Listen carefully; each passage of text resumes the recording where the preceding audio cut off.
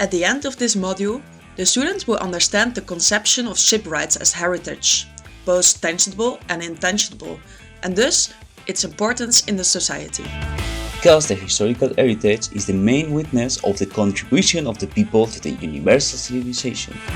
It is a collective wealth that contains the most worthy expressions of the past of each nation or craft, as the shipwright, to universal culture.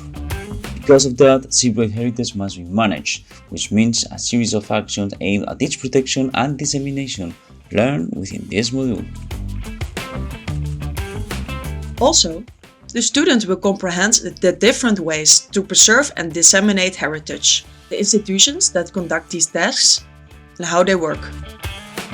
Indeed, we deep into the institutions related to heritage, as archives, libraries, and museums.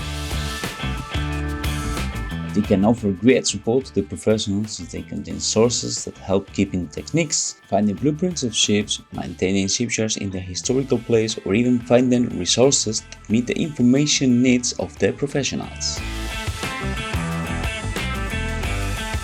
Therefore, he or she will be able to establish contact with them to achieve the main goal of preserving the craft, both supplying information and materials or obtaining them.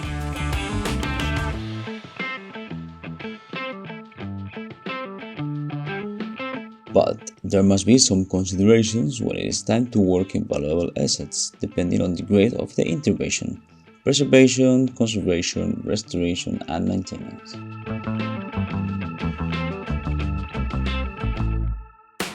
Thus, the shipwright must take into consideration the assistance of the professionals in the field for some of these interventions, for what is needed to know the suitable conditions of the conservation of materials, the conservation of the water stock of goods, and the process of restoration.